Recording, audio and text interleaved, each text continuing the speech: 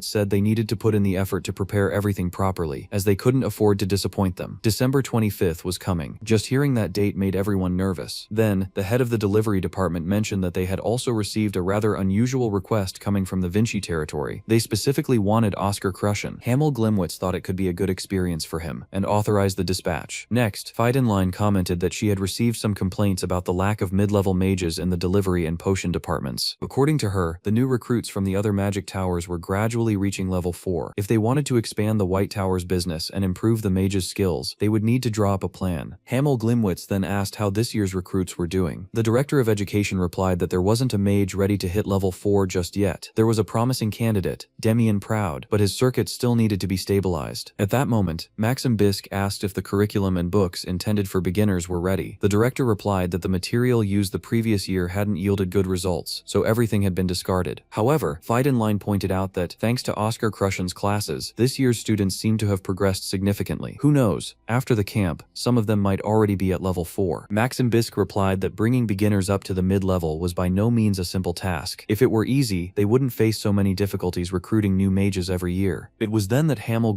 realized it had already been 3 weeks since the start of the training camp. He asked if anyone had returned yet, but the answer was no. No one had come back, and to make matters worse, they didn't even know exactly what kind of training was being conducted. Because of this, they decided to check on it in person. When they arrived at the site, they found Oscar Crushen gathered with his students. The elders quickly realized that the camp camp had already ended. Oscar Crushen ordered the students to greet the visitors, and everyone immediately saluted, welcoming the vice master and the elders. Then came the announcement that left everyone speechless. All 32 students from the basic magic reinterpretation class had been promoted to level 4. Fidenline was completely shocked. She could hardly believe that everyone had reached level 4 and expressed just how proud it made her. To Oscar Crushen, praising a knight's footwork was the same as praising a mage's eyes. Mirroring this sentiment, Fidenline commented that the look in those students' eyes had completely changed and that they looked wonderful. Maxim Bisk, on the other hand, wasted no time. He simply scooped Oscar Crushen up as if he were carrying a sack of potatoes and declared that he would have to explain the entire situation immediately. Before being carried away, Oscar Crushen only asked his students to rest. As he watched all of this unfold, Hamel Glimwitz wondered if it was truly acceptable for Oscar Crushen to act like a military instructor, but considering the results, it was hard to complain. After receiving the full training report, everyone was deeply impressed. Hamel Glimwitz stated that if this information were to be made public, the reputation of the White Tower would change completely. For his part, Maxim Bisk reflected on the fact that Oscar Crushen had discovered the breathing technique only 2 days before the start of the camp, and in that short period, he had already found the ideal training method. That was the very definition of a true genius. And that wasn't all. Oscar Crushen had also organized specific training programs for each student, taking into account each individual's level. Hearing all this, Hamel Glimwitz commented that at this rate, Oscar Crushen would soon discover the security magic hidden within the breathing technique. At that moment, Oscar Crushen remembered that it did indeed exist. After all, he himself had added that protection to the spell to prevent anyone from trying to steal it. Even so, he informed them that he had discovered several other things during the trials, and would include everything in the official report. Maxim Bisk stated that finding someone who progressed so rapidly was extremely rare in history. Perhaps something similar had only happened during the golden age of the White Tower, back when geniuses were popping up everywhere. He then praised Oscar Crushen for his excellent work. Fidenline was also thrilled. According to her, this would be a massive help in recruiting new students the following year. The Blood Tower was respectable, and the Black Tower was doing well, but neither of them belonged to the 4 main magic towers. With the results presented by Oscar Crushen, she believed that all the top talents of the coming year would choose the White Tower. Finally, Vice Master Hamel Glimwitz reminded Oscar Crushen that December 25th was drawing near. Oscar Crushen replied that even though he had lost his memory, he at least knew the meaning of that date. It was Christmas, the day the goddess's first apostle was born. Apostle Chris Luther had spread the goddess's doctrine across the land. Furthermore, he was the one who founded the religious order and became the first pope. Oscar Crushen explained that Apostle Chris Luther called his birthday Christmas and declared it a Memorial Day. December 25th became a celebration where families, friends, and couples could spend time together. Hamel Glimwitz then asked if they remembered what the White Tower did on that day. Oscar Crushen asked if they sang and ate cake, but Hamel Glimwitz replied that he didn't know that many details. He explained that after the war, when the White Tower had no income, the Order began offering a Christmas collaboration, and this had continued over the following decades. Basically, it was a way of playing Santa Claus. Oscar Crushen asked if they had to deliver presents by flying through the sky. Hamel Glimwitz replied that, in fact, that was exactly it. Oscar Crushen found it interesting, but asked if it was even possible for the White Tower to cover the entire continent by themselves. Hamel Glimwitz replied that, no, it was next to impossible. Maxim Bisk commented that this was precisely why everyone got so stressed around this time of year. However, now that they had 32 level 4 mages, everything would be a lot easier. Oscar Crushen figured most of the work would fall on them, and concluded that he was out of the mission, since he was only level 3. Hamel Glimwitz replied that in fact, the Lord of Vinci had made a special request and wanted him included as well. Oscar Crushen thought to himself that this favor was starting to cost him dearly, as it was only resulting in more work for him. Hamel Glimwitz explained that the Lord wanted to thank him for his help during the Cadena flu incident. Oscar Crushen commented that Vinci had about 5,000 inhabitants, and asked how many people would participate in the operation. Hamel Glimwitz answered that they had sent one person for each village with 500 inhabitants, totaling 11 participants. Oscar Crushen found it odd and asked if it shouldn't be only 10. Fidenline replied that he was included merely for appearances, as he would spend most of his time at the Lord's mansion. Hearing this, Oscar Crushen grew much more excited. The departure would take place in 3 days, at 8 in the evening, and Vinci would send a car to pick him up. At that moment, Oscar Crushen took back everything he had thought before. The Lord of Vinci truly knew how to return favors. 3 days later, everyone was preparing the supplies and organizing what was necessary for the trip. When the car sent by the Lord of Vinci arrived, Oscar Crushen was completely dazzled. It was an elegant and luxurious vehicle. He found it incredible. The driver called out to him and introduced himself, saying he would be his chauffeur for the next few days. He also explained that this was the car sent personally by the Lord of Vinci. Then, he clapped his hands and the door opened on its own. Oscar Crushen was even more impressed. He stepped into the vehicle and immediately noticed how comfortable it was. In his opinion, modern technology was truly fantastic. Cars were simply simply amazing. The journey took place overnight, and he remained comfortable the entire time. Even long trips were relaxing for Oscar Crushen. After some time, the driver informed him that they were already entering the Vinci territory. Oscar Crushen observed the landscape with interest. He had never visited Vinci before. It was a mountainous city located in the northwest of the empire, built on top of a steep mountain. Its massive gates and elevated position made it a strategic point for defense. When the demons attacked the west of the empire, Vinci was the first territory to face them. In a desperate situation, without the arrival of imperial reinforcements, the citizens resisted on their own for 6 months. The place was practically a natural fortress. To reach the city, the car had to cross a massive highway suspended by a long bridge that led to the top of the mountainous region. When he finally arrived, Oscar Crushen thanked the driver for the excellent trip. As he stepped out of the vehicle, he thought it would be great if the White Tower had cars of that caliber. Right after, Peter Vince, the Lord of Vinci, came to receive him personally and asked if the journey had been smooth. Oscar Crushen replied that it had, and thanked him for his kindness. Peter Vince then said he could use that car and the driver whenever he needed in the future. Misunderstanding, Oscar Crushen asked what he meant by that. The Lord replied that the car was a gift for him. Hearing this, Oscar Crushen was overjoyed. At that moment, he began to see Peter Vince as a true saint. Meanwhile, in the frozen mountains above Vinci, a group of officers was being massacred. A man watched the scene and commented that they remained as weak as they had always been. To him, having lost to such trash was simply absurd. He also mentioned that it had been quite a long time since his last visit to Vinci. Back at the mansion, in the reception room, Peter Vince once again thanked Oscar Crushen for his help. He apologized for the late invitation and explained that he had only managed to sort everything out recently. Oscar Crushen asked if something was going on. Peter Vince replied that there was, and began to explain. After the cadena flew past, they conducted an epidemiological survey to permanently close the case. The problem was that they couldn't find an epicenter for the disease. They investigated multiple times, and it always led to the same result. The first recorded case was an elderly woman who lived alone on the outskirts of the city. Aside from a monthly trip to the market for groceries, she had practically no contact with the outside world. The chances of her having encountered someone infected were almost non-existent. Oscar Crushen commented that it was as if the disease had simply fallen from the sky. In his mind, there were only 3 possibilities. The first was that the virus had emerged naturally inside the elderly woman's house, but that seemed completely surreal. It was very difficult for a disease to appear out of nowhere in an environment without favorable conditions. The second possibility was that she had contracted the flu a long time ago, and the symptoms were only showing up now. However, that also seemed unlikely. After all, the cadena flu was classified as a rank B threat precisely because of its transmission speed and the rapid onset of symptoms. There remained only a third hypothesis. Oscar Crushen looked at Peter Vince and asked if there had been third-party intervention. In that case, they would be facing a clear act of bioterrorism. Peter Vince confirmed that, unfortunately, this was the most likely conclusion. Nothing made sense unless someone had spread the disease deliberately. The problem was that there wasn't a single suspect. Vinci was an extremely isolated region. Even Siren, the closest city, was about a 10-hour carriage ride away. Because of this isolation, the Vince family barely ever participated in high society. They knew few nobles and had no reason to believe anyone held a grudge against them. However, Oscar Crushen asked who the first infected person had been. Peter Vince replied that she was just an ordinary citizen, born and raised in Vinci, without any criminal record or suspicious background. Oscar Crushen could not fathom a reason for anyone to do something like that to an entire city, but he raised another hypothesis and asked if perhaps demons were responsible. Peter Vince let out a brief laugh and commented that it was a frightening thought. His family had indeed repelled demonic attacks several times in the past, but the demons had vanished after the war ended. Oscar Crushen replied that it never hurt to take precautions. Peter Vince then explained that following the death of the high priest, who served as the psychological anchor for the demons, the general consensus was that an internal war would break out among them to fill the power vacuum. With their forces divided, they would no longer pose as great a threat as before. In fact, they had remained quiet for the past 20 years. Oscar Crushen concluded that he was probably just imagining things due to the influence of his wartime experiences, and apologized for the suspicion. Peter Vince replied that it was no problem. He had heard that the White Tower was constantly on the front lines against the demons, so it was only natural for both him and the veterans of the Order to reach that kind of conclusion. After that, he apologized for taking up so much of his time and said he should rest. The butler would escort him to his quarters. The butler guided Oscar Crushen to a luxurious and elegant building reserved exclusively for him and the mages of the White Tower. The place was enormous, featuring refined decor, sophisticated lighting, and impressive staircases. Oscar Crushen was surprised to find that an entire building had been set aside just for them. Before leaving, the butler offered a tip. The room at the end of the second-floor hallway had the best view. Oscar Crushen thanked him for the recommendation and headed there. As soon as he entered, he found a cozy and comfortable atmosphere. The view was indeed excellent, and he quite liked the ambiance of Vinci. Suddenly, however, Veronica Fricks entered the room. She had also taken a liking to that particular chamber, and was surprised to see him there. Oscar Crushen explained that he had been invited by the lord of the city. Veronica Fricks commented that he was lucky and asked if he actually intended to use that room. Noticing her interest, he asked if she liked the place. Since the answer was obvious, he offered her the room without hesitation, explaining that there were plenty of others available. Veronica Fricks was delighted by his kindness. Oscar Crushen simply wished her a good night's sleep and went to find another room. As she watched him leave, she was amazed that the great Oscar Crushen had yielded the best room to her without a second thought. Early the next morning, Oscar Crushen stepped out of the annex building and found the city covered in snow. He grew pensive as he recalled the previous night. He had no intention of sleeping, but he ended up passing out completely. The room was just too comfortable. The last time he had slept that well was in Barren, when he lost consciousness at the Hoover Mansion. Since then, he usually just meditated, instead of sleeping. If it weren't for the curse he carried, he probably wouldn't avoid sleep like that. Unfortunately, the night had not been as pleasant as the comfort of the bed. He spent hours dreaming that he was fighting people infected by demons who had turned into zombies. It was an extremely irritating dream. Walking through the city's main square, he noticed something strange. There was no one in the streets, the shops were empty, and not a single soul was in sight. Sensing that something was wrong, he entered a nearby tavern. Inside, he found several people who should have been eating, drinking, and talking, but everyone was unconscious. Oscar Crushen examined the situation and immediately realized this was the result of high-level magic, far beyond his ability to directly dispel. Perhaps the spell had been cast over the entire city. That would explain the absolute silence of Vinci. The only strange thing was that he seemed to be the only one awake. At that moment, he heard footsteps approaching. He quickly lay down and feigned sleep as well. Shortly after, a man armed with a sword entered the tavern. He looked around and muttered that he thought he had heard something, before concluding it must have been his imagination. After all, no one was supposed to be awake. As soon as the man lowered his guard, Oscar Crushen struck. The swordsman reacted instantly and slashed in his direction, but realized too late that he had hit nothing but an illusion. A gust of wind strike, a wind bullet, hit his chest dead on, slamming him to the floor. As he struggled to stand, he couldn't comprehend how anyone could possibly be awake. Wasting no time, Oscar Crushen demanded to know what they had done to the townspeople. The swordsman retaliated by attacking again. His sword unleashed a dark energy that surged through the air. However, Oscar Crushen dodged it with ease. To the enemy, it looked as though he had stopped the attack using only his bare hands. What the swordsman did not know was that Oscar Crushen was equipped with the gentle breeze. Immediately after, the mage cast the lacerating wind directly inside the swordsman's body. The pain was instantaneous. Oscar Crushen calmly explained that if he couldn't answer out loud, he could just nod his head. Despite his suffering, the man replied that nothing would change. Before the end of that day, every single sleeping person would lose their life. That was the will of the high priest. Upon hearing that name, Oscar Crushen felt a sudden surge of rage. The swordsman kept talking, exalting the high priest as the strongest, wisest, and most perfect being in the world. He declared that they were the pioneers who believed in him, and that only the Black Fingers would guide the new humanity. When the high priest returned, the empire and all of mankind would fall before him. Oscar Crushen had to use an enormous amount of restraint to keep from blowing the man's head off right then and there. Instead, he just delivered a single kick. The blow was so powerful that it launched the man against the tavern's counter, smashing him straight through the wooden planks. He muttered that he had already met plenty of bastards just like him, people who didn't fear demons, but were completely obsessed with them, opportunists who let themselves be deceived by empty promises, monsters disguised as humans, capable of selling out their own comrades just to survive. It reminded him of the first master of the Black Tower. Because of that man's betrayal, countless people had died for no reason. The number of victims was so massive that it wasn't even worth trying to calculate. Oscar Crushen was certain that not even tearing this fanatic to pieces would be enough to soothe his anger. Perhaps he could understand this kind of behavior during the war, when everyone fought desperately to survive. But now, they lived in times of peace. Then, a question crossed his mind. Why did people like this still exist? He demanded to know who was behind the Black Fingers. The swordsman replied that there was no one else. Everything he had done was purely out of devotion to the high priest. Since the answer was completely useless, Oscar Crushen resorted to using the lacerating wind once more. This time, he changed the question. He wanted to know what they had done to the city and why no one could wake up. The swordsman replied that everyone was having wonderful dreams. Dreams about the rebirth of the high priest. He fanatically declared that the high priest would return to life. That was the final straw. Overcome with fury, Oscar Crushen kicked the man in the neck. The very next instant, he realized he might have overdone it. There was a good chance he had just killed the only suspect who possessed useful information. It would have been better to discover the cause of the incident before finishing him off. Now, he would have to look for clues from the other members of the group. Thinking logically, he reached the most sensible deduction. Everyone was asleep and sharing the exact same dreams. The fact that he was the only one awake likely had a direct connection to his own condition. Analyzing the mana present in the environment, he noticed that the entire city was permeated with demonic power. The shared dreams of the inhabitants carried the exact same mana signature. Oscar Crushen knew that, whether it was magic or a curse, there was a reason he hadn't been affected, and that reason was simple. He already carried a dream curse. When two curses clash, they tend to repel each other. Since the curse placed upon him was far more powerful than the one cast over Vinci, he ended up being practically immune to its effects. Now that he had identified the source of the problem, he could attempt to solve it. After all, if there was anyone specialized in curses related to dreams and nightmares, it was him. Adopting the same mana wavelength that was hovering over the city, Oscar Crushen applied the effect to himself. He then sat down in a chair and waited. It took a few moments, but he soon fell asleep, just like all the residents of Vinci. When he opened his eyes again, he found himself in the exact same tavern. The difference was that he was now inside the dream world, and in this place, everyone was awake. He walked out of the bar, grumbling that he hadn't ordered any food, thinking it wiser to analyze the situation based on the mechanics of a dream curse. Sometimes, a curse simply ends without anything happening. However, if the goal is to kill the victim, something will invariably go wrong within that dream. He noticed that the sky looked bizarre, even though the dream city seemed quite lively. There was only one way out of there: defeat the intruder inside the dream. The intruder was the core of the manipulated functions that prevented people from waking up. Whether it manifested from the dreamer's memories or desires, it always appeared in connection to the owner of the dream and remained constantly near them. As he walked through the bustling city, he thought that even though this was a dream shared by 5,000 people, there was still only one true owner of the dream among them, the person who was originally cursed. First, he needed to find out who that person was. Only then could he identify the intruder. The problem was exactly that. How was he supposed to find a single person in a crowd of 5,000? On his way, he ran into Veronica Fricks and thought her arrival couldn't have been more perfectly timed. He immediately warned her that they were inside a dream world, but she didn't believe him, assuming he was trying to pull a prank. Veronica Fricks replied that it was Christmas, not April Fool's Day, and went on her way to an appointment. Oscar Crushen asked what kind of appointment it was, and accompanied her to a building that housed an extremely sophisticated restaurant. There was a reservation under her name. When Oscar Crushen announced that he was going to eat with her, Veronica Fricks asked what he meant by that, and made it crystal clear that it wasn't happening. As he observed the situation, he realized she was supposedly meeting her parents, who seemed overjoyed to see her and immensely proud of her. This caught his attention because, according to the small diary he had found when he first arrived in this body, it was clearly written that Veronica Fricks had grown up in an orphanage and had no parents. At that moment, he believed he had found the owner of the dream. Even so, Oscar Crushen sat down at the table. Veronica Fricks' parents asked if the two of them were dating, and she immediately shot back that they weren't. Her father then asked Vic not to yell at her mother, to which she replied that it was all just nonsense. She then added that her mother had also asked a rude question. Watching the scene play out, Oscar Crushen thought this family seemed far too harmonious, almost as if they had stepped out of a storybook. If Veronica Fricks had grown up in an ordinary family, it would probably look a lot like this. She wouldn't have had to face so much pressure to survive, nor would she have needed to become so strong. Inside this dream, she looked happy and radiant. She was completely different from him. Even when he was young, he had never wished for a family. He had felt a passing curiosity about the meaning of the word, but it was just that, curiosity. He didn't know what it was like to have one, nor did he ever desire it. Veronica Fricks, however, desperately craved a family. For that exact reason, he felt he had even more cause to stop this from continuing. Thus, Oscar Crushen stated that they didn't have much time. Veronica Fricks told him he needed to stop with this ridiculous nonsense, and commented to her alleged parents that he wouldn't stop talking about how everyone needed to wake up from a dream, along with other meaningless things. Her mother replied that her little boyfriend must have had a nightmare. Once again, Veronica Fricks asserted that he was not her boyfriend, and warned Oscar that if he kept acting like that, he would have to leave. Undeterred, Oscar Crushen asked if she would believe him if he provided proof. Next, he asked what Veronica Fricks' mother's name was. The woman merely replied that she was Veronica Fricks' mother. He said he understood, but he wanted to hear her actual name. The woman repeated, confused, asking if he wanted to know her name. Realizing how bizarre the situation had become, Veronica Fricks asked what was going on. It was then that Oscar Crushen explained that she was an intruder. The way to identify them was by asking unexpected questions. They were incapable of executing commands outside of their programmed functions. Because of this, they had to be eliminated. Otherwise, every civilian in Vinci would die. The moment he spoke those words aloud, everyone in the restaurant stared dead at him. Oscar Crushen realized he had made a mistake. Apparently, Veronica Fricks' parents weren't the only intruders there. Thinking it through, he recalled that the previous night, the butler had mentioned that all shops remained closed during Christmas. If that were true, it made no sense for this restaurant to be open, let alone the other shops he had seen along the way. This meant that every single person working was an intruder. A waiter lunged at him brandishing a bottle, but Oscar Crushen reacted instantly, firing a wind bullet that killed the attacker in seconds. Veronica Fricks asked if he had lost his mind, but as soon as she finished her sentence, the waiter's body vanished into a mist. The actual dreamers fled in a panic, screaming that he was a murderer. Meanwhile, Oscar Crushen stood up and found himself pursued by the intruders. He tried to make Veronica Fricks understand that these beings were not human. In that restaurant alone, there were about 30 of them, a number he could easily handle. Sometime later, however, he was completely surrounded. All the intruders in the city had gathered there to kill him. Even though he knew handling this alone would be difficult, Oscar Crushen kept fighting. He defeated several intruders while continuously urging Veronica Fricks to wake up. Veronica Fricks began to wonder if this really was a dream. After all, not even her parents were real. It was all nothing but fabricated memories. The two of them stood up, saying it was dangerous to stay there and that they needed to go home. She asked what home they were talking about. They replied that she had a home, didn't she? A charming cabin with a beautiful garden. If those memories were true, it would be the perfect house, a place she could return to whenever she wanted. Yet, even in the face of such a pleasant image, Veronica Fricks felt a deep sadness. Her supposed mother tried to help her up, but she threw out an unexpected question. She wanted to know the name of the white flower that bloomed in front of the house. The woman answered that they were just flowers. Veronica Fricks corrected her, saying they were daffodils, and that her mother herself had taught her that. The woman apologized, claiming her memory hadn't been very good lately. Her father interrupted the conversation, saying that didn't matter right now and that they needed to flee. But Veronica Fricks asked another question. She demanded to know their names. As expected, neither of them could answer. At that exact moment, she heard Oscar Crushen shouting her name once more. It caused her to remember everything they had been through together. She recalled the day they faced the silkworm and how Oscar Crushen had saved her. Before making her final decision, she asked her mother to gently stroke her head. When the woman tried, she felt absolutely nothing. In fact, it was even worse than Oscar Crushen's awkward attempts, which was saying something, because her mother's stroke was supposed to be far better. The two figures insisted that her reaction made no sense. They said they were a family, the family she had always dreamed of having. Veronica Fricks replied that it was true. That really was the family she had always desired. But, above all else, she was a mage of the White Tower. She was Veronica Fricks. Without a shred of hesitation, she summoned a gale hand and crushed both intruders. Right after, she declared that mages of the White Tower never abandon their comrades, and sent a whispered message through the wind, calling upon the veterans to aid them. Meanwhile, Oscar Crushen was still fighting. After cutting down countless intruders using martial arts and the sound of waves, he was reaching his absolute limit. His mana was almost entirely depleted. If he cast just 2 or 3 more spells, he would be completely drained of energy. Unable to spot Veronica Fricks, he began to wonder where she had gone. Had she left the area? Right then, a voice answered from behind him, asking exactly who had gone where. In the next instant, a massive wind press smashed through the restaurant's roof. Veronica Fricks appeared on the scene, announcing that the savior had arrived. Oscar Crushen dryly commented that a savior shouldn't require so much help. Destroying a few more intruders as she spoke, she replied that she had already called the veterans and told him to look up at the sky. When he lifted his eyes, he saw she was telling the truth. Descartes Rhine, Karok Drian, and Lena White had finally arrived. Seeing them, Oscar Crushen felt an immense wave of relief. At least he was no longer fighting alone. Sometime later, the group managed to eliminate every last intruder in the city. When the battle finally concluded, Lena White asked what would happen next. Oscar Crushen replied that, if his theory was correct, everyone would wake up on their own. But Lena White questioned that. After all, they were still inside the dream. Before she could even finish her sentence, she vanished. Descartes Rhine commented that she would probably wake up next, and that he would meet everyone on the outside. Oscar Crushen agreed, stating he would see them again in reality. In the end, however, he was the last one to leave that dream. This was because he too had been captured. Before waking up, he caught a vision of his former disciples. He watched each of them slowly being struck by the fragments of the shattering nightmare. Then, through that broken veil, the figure responsible for everything appeared. The man observed the scene and commented that it was extremely interesting, noting that he had just witnessed a phenomenon within his own powers that even he didn't know existed. Upon seeing him, Oscar Crushen recognized him instantly. It was the Nightmare Baron. The Nightmare Baron replied that Oscar Crushen's arrogance was truly impressive and went on to state that the two of them would meet again in the future. Before vanishing completely, he left one final message. He hoped the mage would be just as entertaining the next time they crossed paths as he had been today. And that's it for this series today. I hope you enjoyed it. Don't forget to subscribe and leave a like if you enjoyed the video, and see you next time.